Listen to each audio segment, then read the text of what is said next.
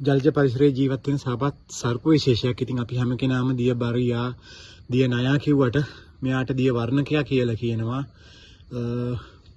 Olive කීල් black කියන ඉංග්‍රීසි නාමයෙන් හඳුන්වනවා. සාමාන්‍ය මෙයා මේ ඔලිව් ගෙඩිවල වර්ණය තියෙන නිසා වෙන්න ඕන. එහෙම ඉංග්‍රීසි නමක් වැටෙන්නේ නැත්තේ. ඉතින් මෙයාට දිය වර්ණකයා කියනවා.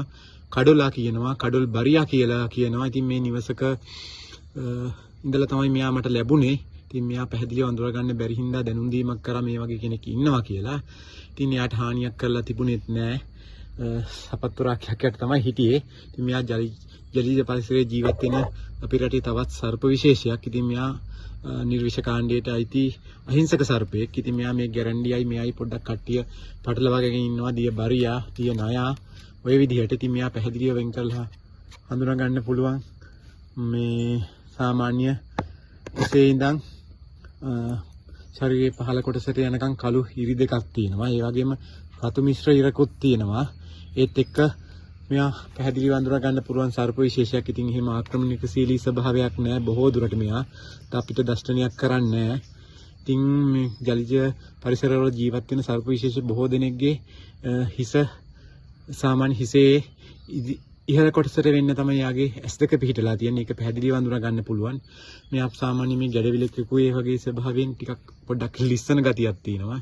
ඒ නිසා අත්සුම් භාවිතා කරන්න සිද්ධ වුණා මට. ඉතින් මෙයා එම අපිට දර්ශනයක් කරා කියලා අපිට හානියක් කරන්න බෑ. ඉතින් සාමාන්‍ය සුළු විසක් ඕනෑම සර්පයෙක්ගේ තියෙනවා. ඉතින් ඒ පුංචි මත්ස්‍යයන් ගෙම්බන් වගේ අය තමයි ආහාරයට ගන්න. ඉතින් මෙයාට ගොඩබිමේ ජීවත් වෙන්නත් හැකියාවක් තියෙන සර්ප විශේෂයක්. ඉතින් මෙයාගේ ඕනෑම සර්ප දර්ශනයකදී වෛද්‍ය උපදෙස් වලට යොමු වෙන්න කියන්නේ මෙයාලගේ සාමාන්‍ය විස දලවල කේටයේ යම් යම් බැක්ටීරියා විශේෂ වර්ධනය වෙලා තියෙනවා.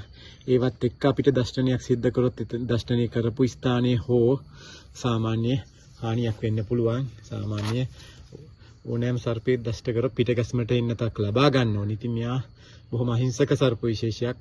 සෙන්ටිමීටර් 3-4 ඉඳලා සෙන්ටිමීටර් 30-35 දක්වා වර්ධනය වෙන ජලාශය පරිසරයේ ජීවත් වෙන සර්ප විශේෂයක්. ඉතින් මෙයා පැහැදිලිව හඳුනා ගන්න පුළුවන් මේ ශරීරයේ මේ පහළ කොටසෙන් කළු ඉරක් සහ රතු මිශ්‍ර ඉරක් මෙයාගේ දකින්න පුළුවන්.